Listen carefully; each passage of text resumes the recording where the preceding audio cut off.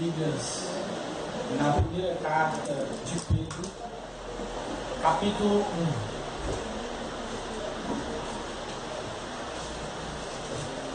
Primeira carta de Pedro, capítulo 1.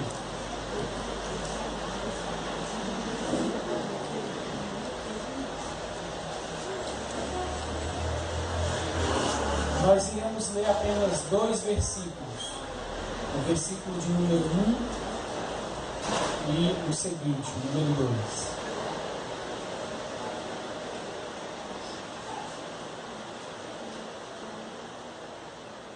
Amém? Diz assim a palavra do Senhor. Pedro, apóstolo de Jesus Cristo, aos eleitos que são forasteiros da dispersão no Ponto, na Galácia, Capadócia, Ásia e Bitínia, eleitos segundo a presciência de Deus Pai, em santificação do Espírito, para a obediência e a aspersão do sangue de Jesus Cristo. Graça e paz vos sejam multiplicadas. Amém? Por favor, unam-se comigo em oração, mais uma vez, sobre sua cabeça. Senhor Deus, nós cremos em Ti. Nós cremos que o Senhor está aqui. Nós cremos, ó Pai, que a Tua vontade, ela vem para nos edificar. Ela sempre é para nos edificar. E o que nós pedimos é para ouvir a Tua voz. Ouvir edificação da Tua parte, ouvir direção da Tua parte. Ouvir, Senhor, uma palavra de ânimo da Tua parte. E que se ache, Senhor, somente aqui a Tua palavra, as Tuas intenções, os Teus pensamentos, os Teus desejos.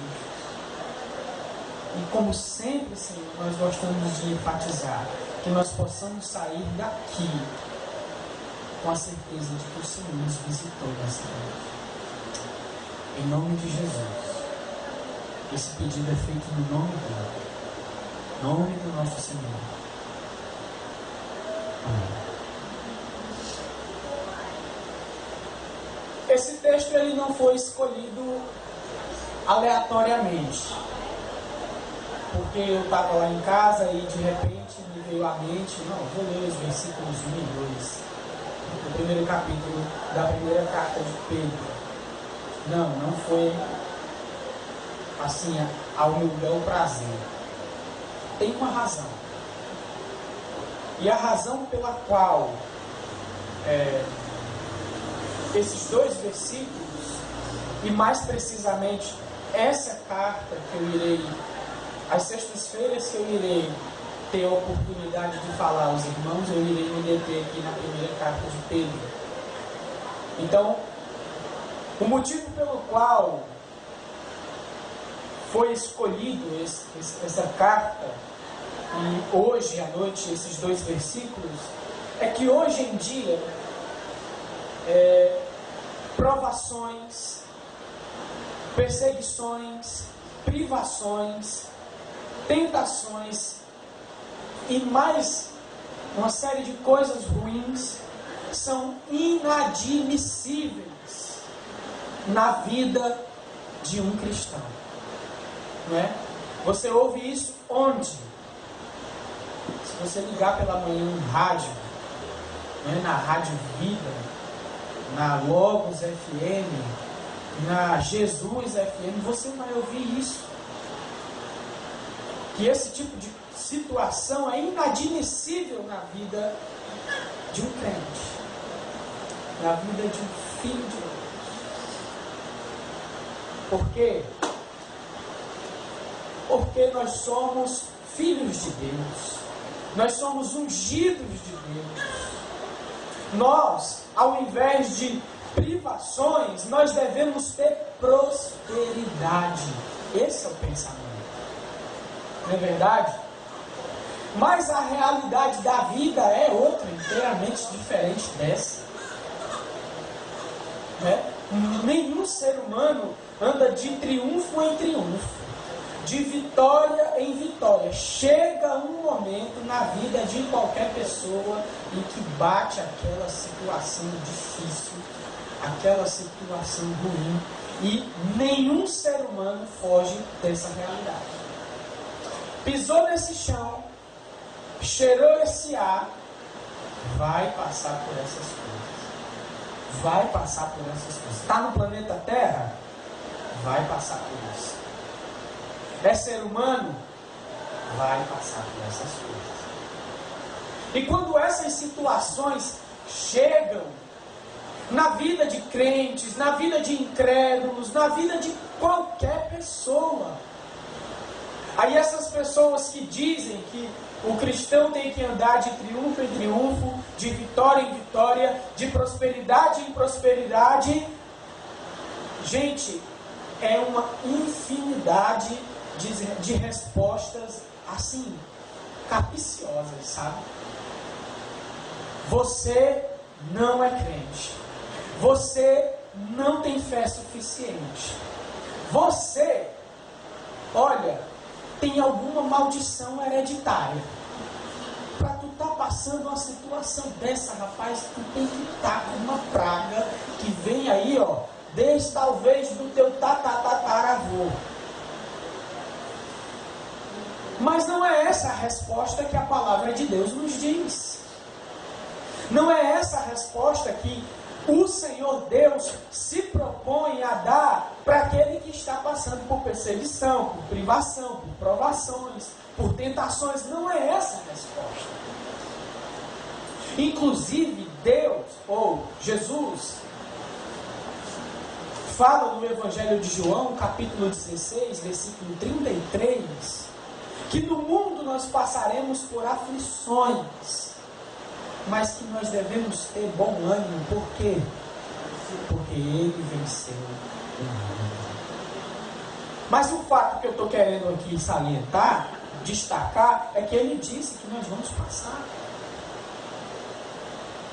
Na oração sacerdotal dele, no capítulo 17 de João, Jesus fala outra coisa mais interessante. Ele diz: Pai, eu não estou pedindo que os tire do mundo, mas apenas que os livre do mal. Ou seja, a gente está aqui. A gente está aqui nesse mundo. Está entendendo? E 1 Pedro é uma carta interessante para esse tipo de situação. Ela dá a resposta. Inclusive, quando Pedro escreveu essa carta, tanto ele como aqueles que iriam receber essa carta não estavam em uma situação muito legal. Certo? Então, para que a gente possa entender esses dois versículos, eu queria ver com vocês a situação em que Pedro estava, a situação em que os destinatários estavam, ou seja, o contexto dessa carta. E eu vou logo adiantando, era contexto de perseguição, era contexto de perda, certo? Vamos lá. Quero falar um pouco aqui sobre o autor da carta e a circunstância em que ele escreveu. O autor, como vocês sabem, aí o nomezinho dele, Pedro. Certo? Pedro. Lá no capítulo 5, versículo 12, ele também dá outro nome de uma pessoa que estava junto com ele escrevendo essa carta. Um homem chamado Silvano. Certo? Como ele diz, seu fiel irmão. E onde Pedro estava para ele escrever essa carta? Ele estava onde no versículo 13 desse capítulo 5, ele chama de Babilônia. É uma referência à cidade de Roma.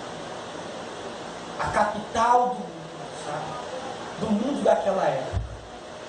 O império mais poderoso de todos que passou aqui por essa terra. Né? Com suas filosofias, com as suas práticas de adorar vários deuses. Então Pedro estava lá, a Babilônia. E o ano em que Pedro estava aqui escrevendo essa carta,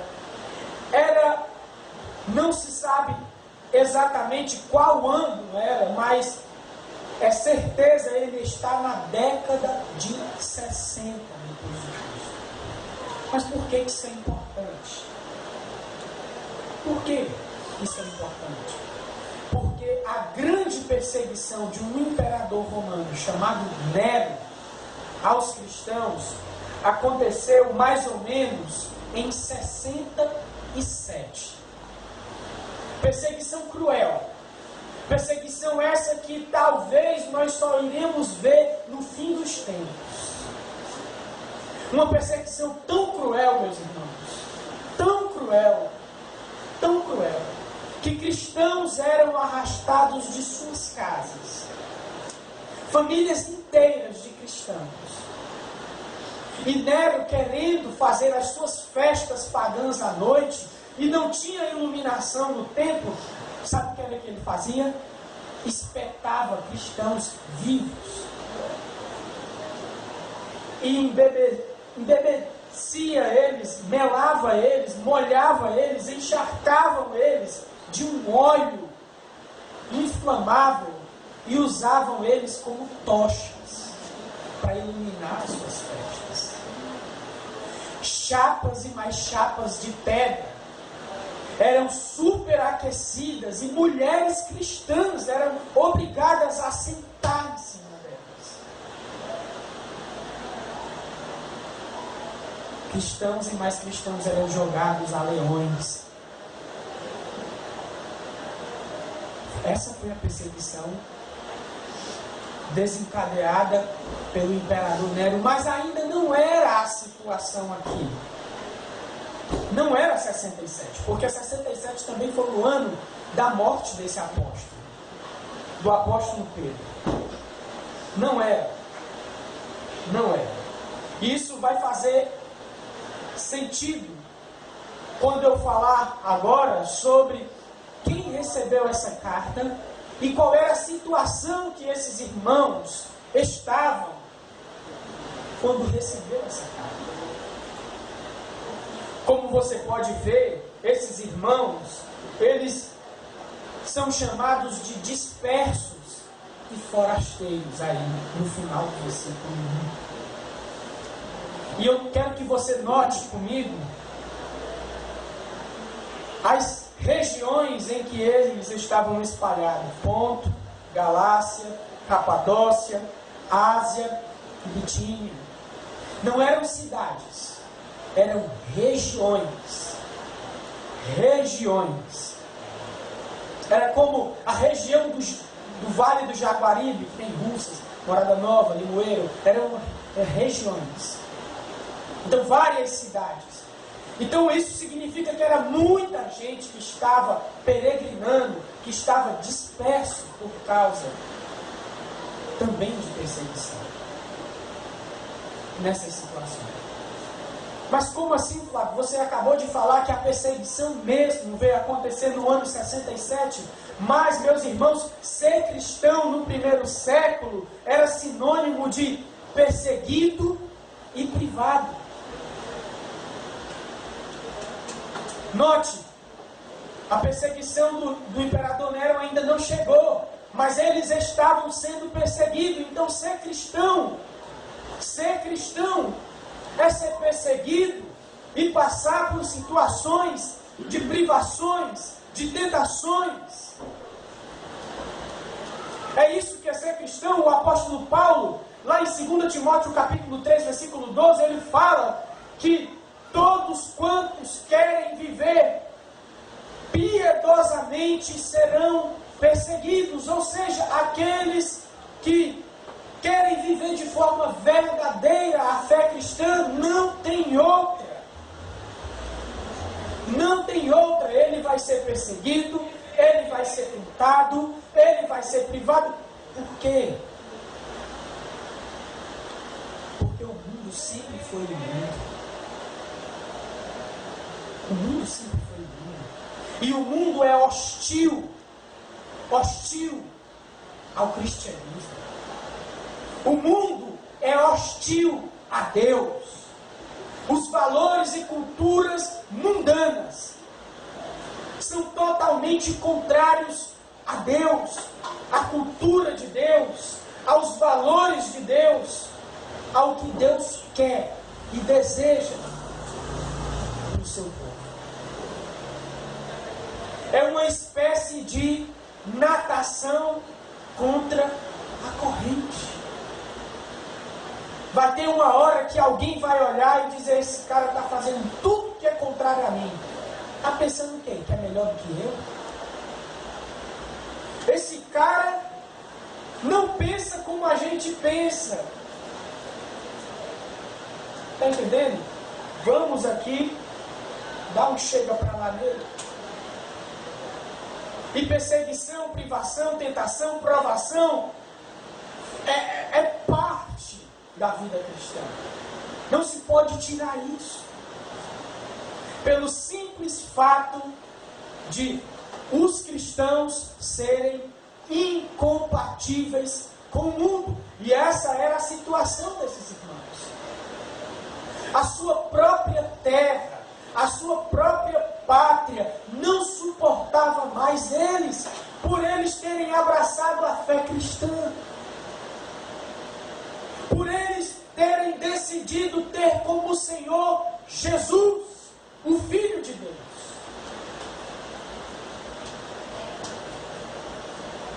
Então foram dispersos. Então estavam em terras estrangeiras, peregrinando. E você sabe o que é estar em terra estrangeira, terra que não é sua, peregrinando? Não, ninguém sabe. Tenho certeza que aqui ninguém sabe. Porque todo mundo tem um CPF, um RG, né? Válido em todo o território nacional. Não é verdade? Agora imagine você com esses documentos que você tem lá nos Estados Unidos, na Espanha, na Oceania, sei lá onde quer que seja. Você não tem direito à saúde. Você não tem direito à moradia.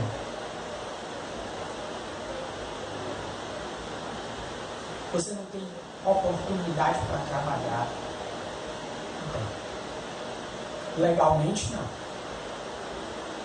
Essa é a situação desses irmãos. E por que Pedro escreveu essa carta a eles? Por que Pedro escreveu essa carta a eles? Muitos estudiosos têm sugerido que Pedro escreveu essa carta para consolar esses irmãos em meio a essa perseguição, em meio a essa situação difícil. Outros sugerem que essa carta foi escrita para lembrar esses irmãos da graça de Deus em Cristo. Eu humildemente digo que são as duas coisas. Pedro escreve a esses irmãos para lembrar eles da fonte inesgotável de consolação e perseverança para tempos de perseguição, que é a graça de Deus na pessoa de seu Filho, Jesus Cristo. Em outras palavras, o conforto que vem do Evangelho. Eu poderia dizer aqui de saída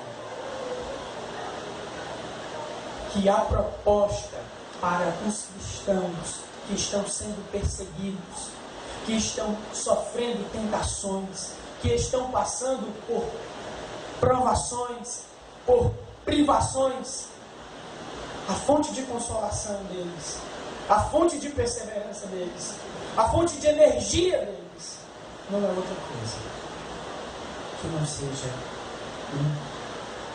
o Evangelho. Era isso que nós devíamos ouvir ao abrir o rádio. O Evangelho. Alguém que diga para nós. Alguém que diga para nós que isso aqui não é o fim das nossas vidas. Que a nossa vida vai além disso que a gente está vendo. Que a nossa vida atravessa essa dimensão aqui, espaço e tempo, e vai até a eternidade. Porque é assim Cristo Jesus nos garante. Amém? Então vamos para os versículos de 1 e 2. Eu gostaria de primeiro meditar num versículo e depois meditar no outro versículo. Amém? Então vamos por ordem. Versículo de número 1, gostaria de reler com você. Pedro, apóstolo de Jesus Cristo, aos eleitos que são forasteiros da dispersão no Ponto, na Galácia, Capadócia, Ásia e Bitínia. Nesse versículo 1, meus irmãos, Pedro, ele faz questão de dizer apóstolo de Jesus Cristo. Está aí, escrito na sua Bíblia. Ele faz questão de dizer apóstolo de Jesus Cristo aos eleitos. Ele faz questão de dizer assim, ó, quando você escreve uma carta, você diz de John Lennon para Beto, não é assim? Ele faz questão de dizer de Pedro, apóstolo de Jesus Cristo, para o povo de Deus, disperso por várias regiões, e ele chama eles de eleitos. Ele faz questão de que aqueles irmãos saibam disso. E eu queria meditar aqui em duas coisas nesse versículo. A primeira é o apostolado de Pedro e o ensino dele sem fronteiras. Sem fronteiras. Sabe? Bem, primeiro, eu gostaria de dizer para os irmãos que para ser um apóstolo existem algumas credenciais, existem algumas características que definem um apóstolo. Gostaria de listar aqui pelo menos 3 para os irmãos. Para um apóstolo ser um apóstolo, ele precisa ser chamado pessoalmente por Cristo Jesus. Está entendendo? Que nem Mateus, também chamado de Levi, em que Cristo olhou para ele e disse: vem, segue-me. Né? Que nem Filipe e Natanael, que nem Pedro, esse apóstolo aqui, em que assim que foi chamado pelo próprio Senhor Jesus, pessoalmente largou as redes e o seguiu. Em primeiro lugar, eu quero que os irmãos tenham isso em mente, que para um apóstolo ser um apóstolo, ele precisa ser chamado pelo próprio Senhor Jesus e pessoalmente. Daí a gente já elimina um monte de apóstolos, né? Que tem por aí. Não é verdade? Segundo, um apóstolo, ele era equivalente a um profeta canônico, ou seja, um profeta que escreveu a Bíblia do Antigo Testamento. O que é que eu estou querendo dizer? Que Deus escolheu aquela pessoa a quem Cristo pessoalmente chamou para revelar a sua vontade e esse escreveu. Ou seja, a palavra do apóstolo é o quê? Escritura, a palavra de Deus. Outra parte da peneira que muitos apóstolos aí não passariam, não é verdade? Se fosse assim, a gente haja papel para a Bíblia. Né? Haja papel para mim. E terceiro, se já não deve ter ficado implícito, a revelação da pessoa de Cristo, do fim dos tempos. Toda a Bíblia foi revelada somente a eles, não mais a mim. Ok? Outra coisa que eu queria destacar aqui do apóstolo Pedro, ou do seu apostolado, é que o seu apostolado é algo sem fronteiras, sem jurisdição, usando aqui uma linguagem mais policial. Né? O policial do estado do Ceará, a jurisdição dele é onde? No estado do Ceará. Ou seja, o policial cearense, se for querer prender um cara lá em São Paulo, ele não pode não. Quem vai prender o cara lá de São Paulo é o policial paulista. Mas o apostolado, ou o apostolado de Pedro, o apostolado de um apóstolo, ele é sem fronteiras. O que é que isso significa? Nesse ponto, Galácia, Capadócia, Ásia e Bitínia. Ou seja, que o apóstolo Pedro é apóstolo em todo lugar. O apóstolo Pedro é apóstolo também em toda época. O meu, o seu, o nosso apóstolo são os mesmos apóstolos aqui desses irmãos dispersos, forasteiros, peregrinos. Amém? Uma segunda coisa que eu queria aqui meditar com os irmãos é sobre justamente os dispersos, forasteiros, porém eleitos de Deus. Quero que vocês notem uma coisa. Que mesmo na condição de indigente, presta atenção, mesmo na condição de indigente, mesmo longe de casa, mesmo privado, até mesmo de coisas essenciais, tipo moradia, tipo comprar e vender, tipo trabalhar, mesmo perseguidos, Deus não esqueceu eles. Deus não esqueceu eles. Eles, olha só o que essa palavra, a carga que tem essa palavra, eleito. Mesmo eles nessa condição, mesmo eles nessa situação, o apóstolo chama chama de escolhido.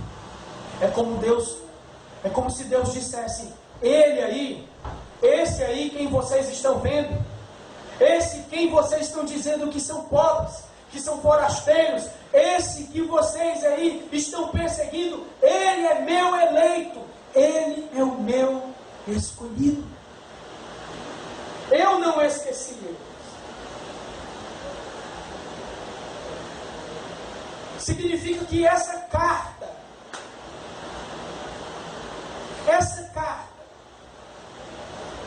já é uma prova de que Deus não esqueceu aqueles irmãos, mesmo na condição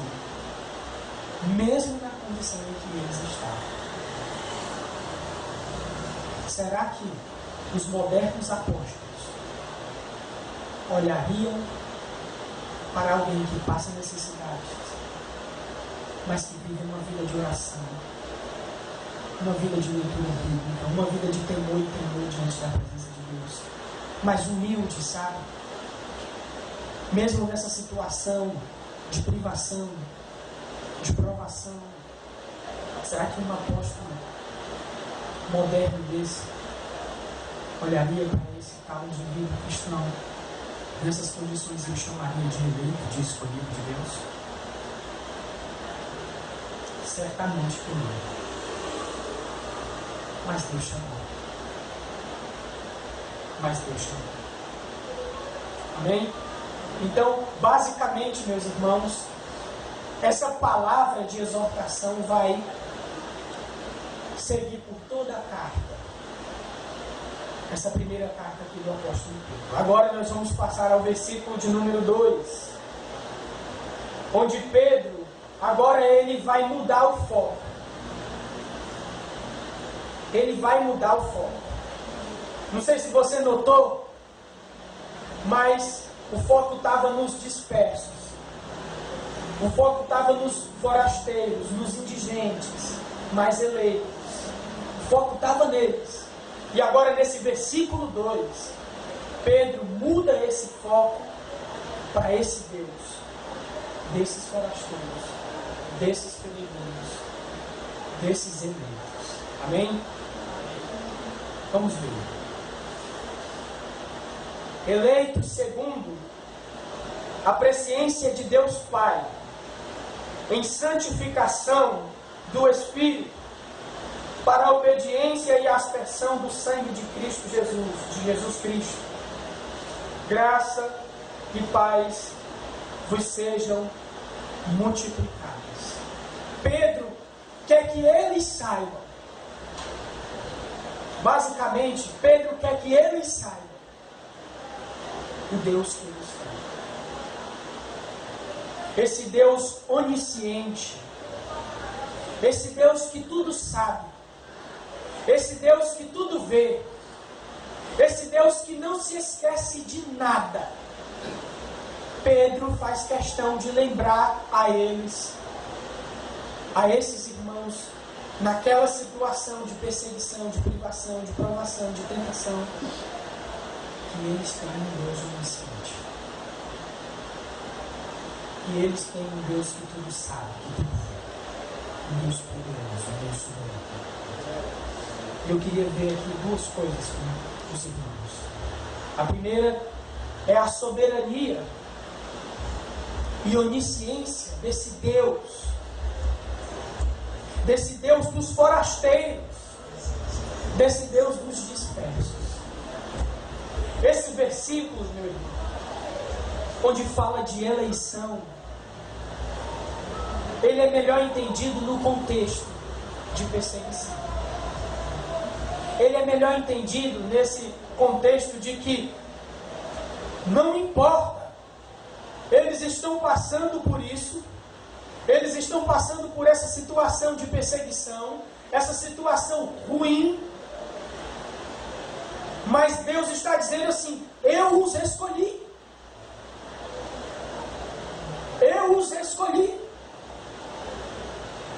Antes mesmo que passassem por qualquer situação, antes mesmo de qualquer coisa, eu os escolhi. Esses aí dispersos, esses aí forasteiros, esses indigentes aí, que o mundo está chamando disso, eu os escolhi.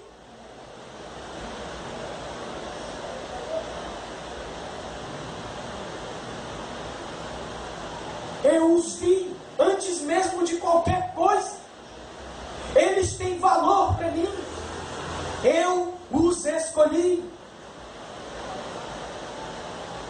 E o texto segue. O texto segue.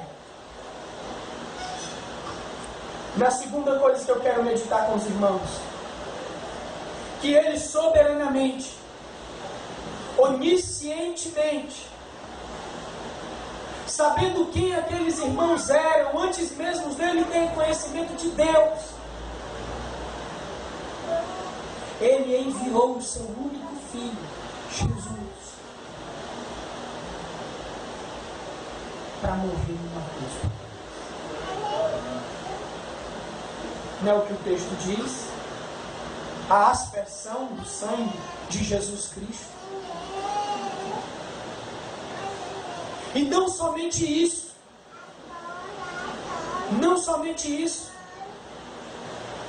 enviou o seu Espírito,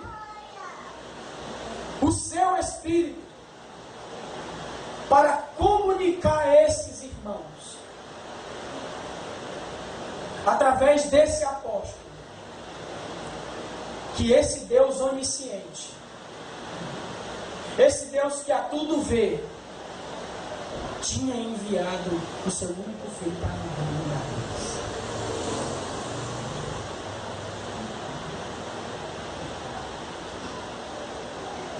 Em outras palavras, meus irmãos,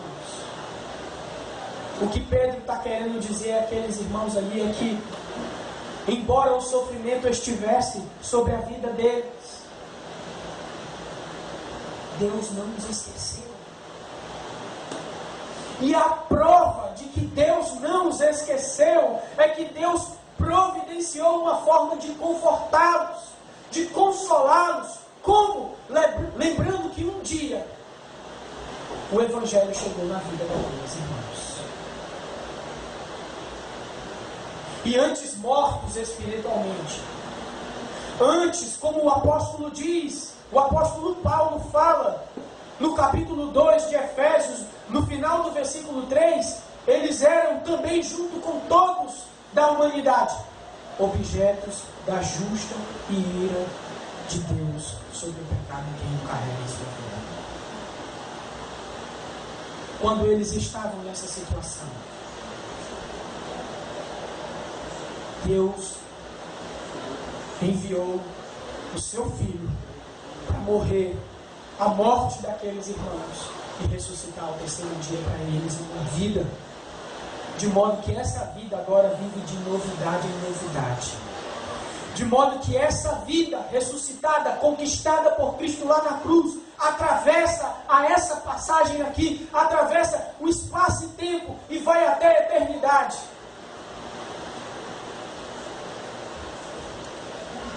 Dizendo que a vida daqueles irmãos não acabam aqui, mesmo que estivessem passando por perseguição, mesmo que estivessem passando por provação, mesmo que estivessem longe de suas casas. E Pedro usa esse conhecimento para lembrar a eles e consolá-los, confortá-los no meio daquela perseguição. Amém? Antes de encerrar, eu gostaria de dizer mais algumas palavras. O que isso aqui tem a ver com a minha vida hoje? Se não já tiver ficado claro.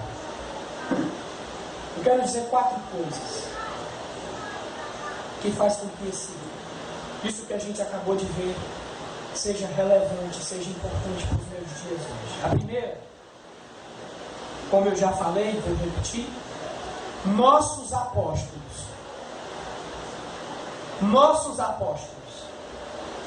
são os mesmos apóstolos desses irmãos de 1 Pedro. Não existe Valdemiro, né? Não existe Luiz Henrique. Não.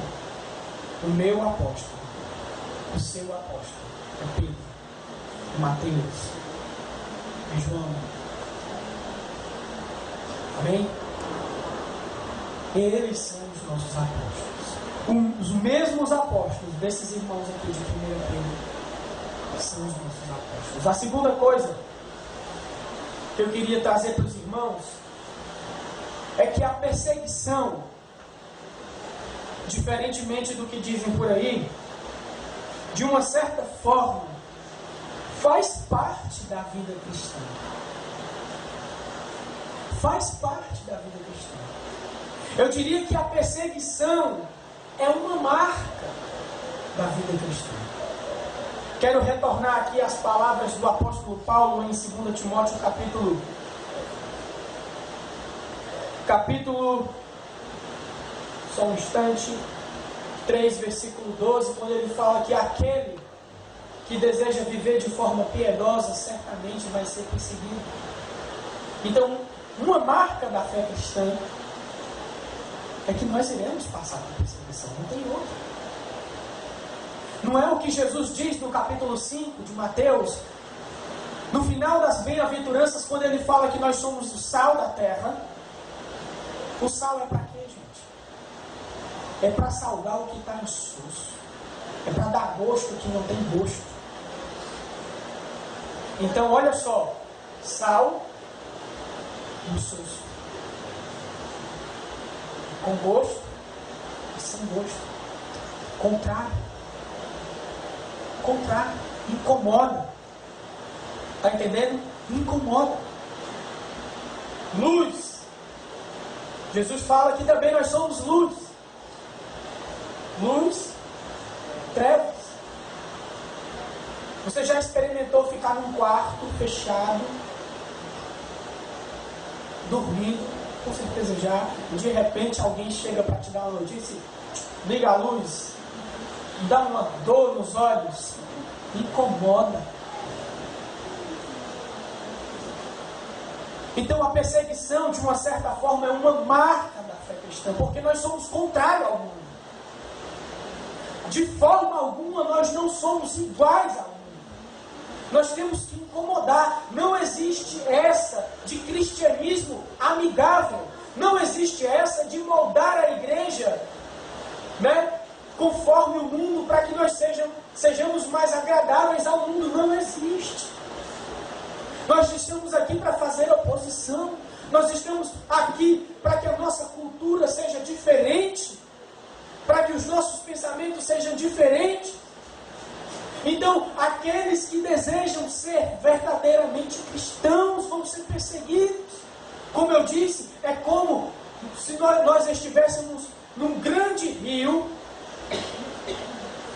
no curso do rio, e várias pessoas seguindo o curso do rio, e nós nadando contra a corrente.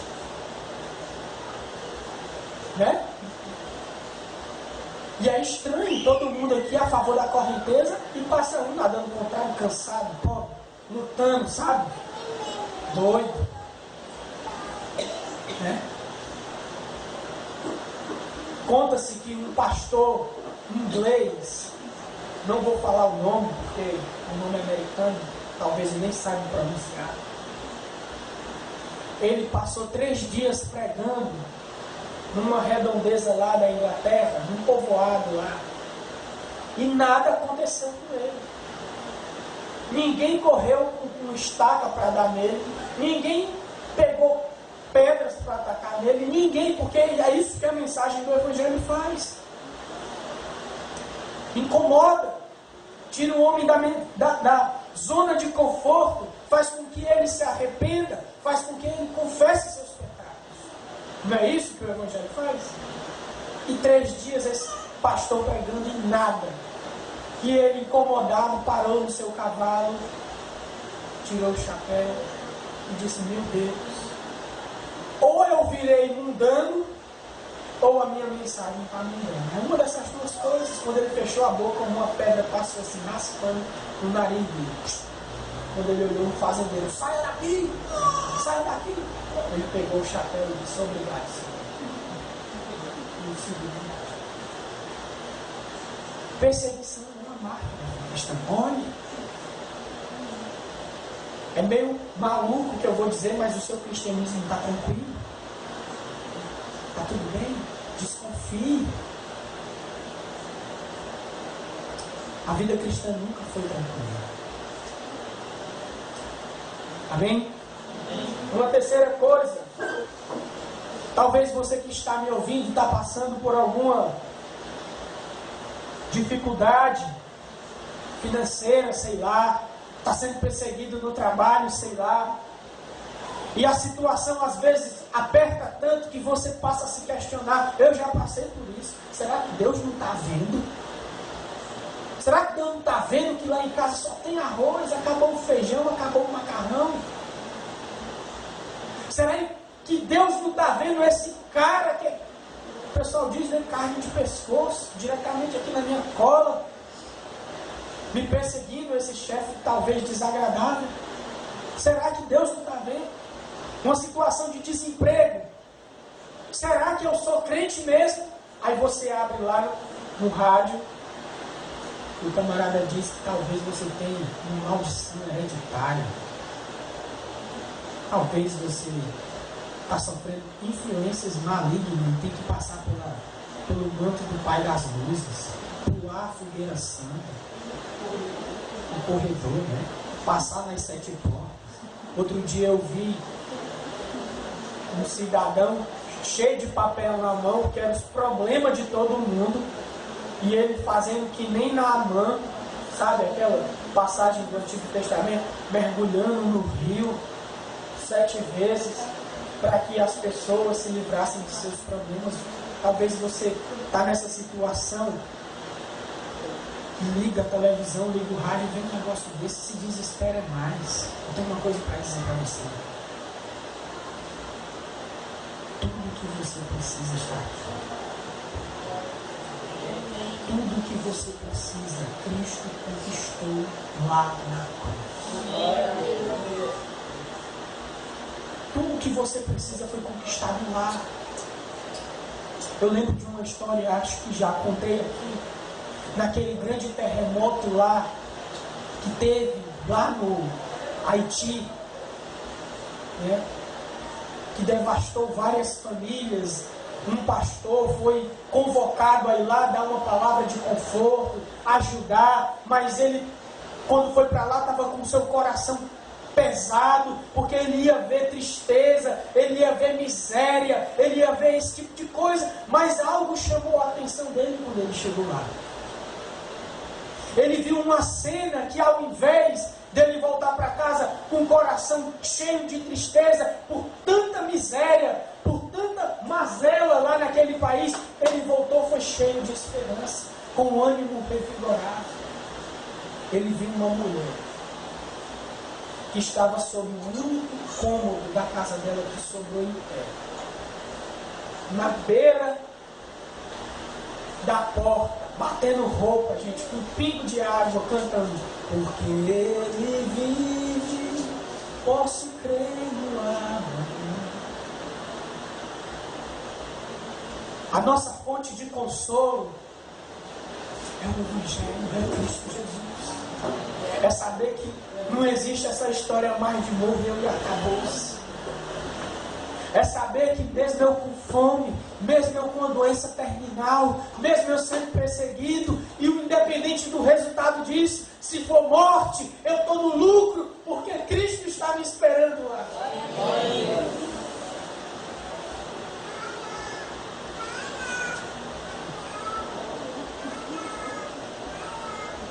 Nem a morte, nem a vida, nem principados, nem potestades, nem altura, nem profundidade, nada poderá me separar do amor de Deus que está em Cristo Jesus.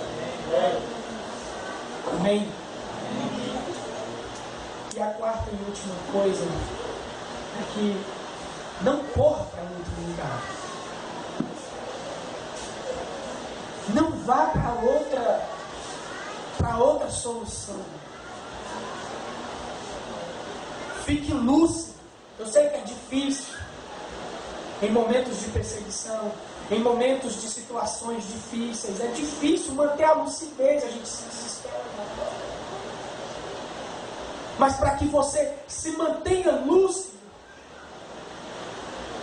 siga o conselho de Pedro aqui para esses irmãos. O Evangelho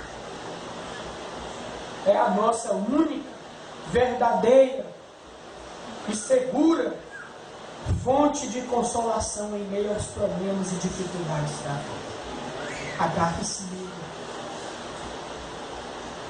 Pense nisso. Pense nas palavras do apóstolo Paulo. O viver é Cristo e o morrer é lucro. Pense nas palavras do apóstolo Paulo ainda, quando ele disse: eu não sei o que eu desejo, porque se eu partir, eu vou estar com Cristo, que é ainda melhor. Mas se eu estar aqui com vocês, compartilhando o Evangelho, pense nas palavras dele, pense nessa postura verdadeiramente cristã. O Evangelho é a nossa única, verdadeira e segura fonte de consolação em meio aos problemas e dificuldades da vida. Amém? Que Deus em Cristo nos abençoe. Que essa palavra possa encontrar morada no seu coração. Que essa palavra possa encontrar solo fértil no teu coração. E assim frutifique para a honra e glória do Senhor.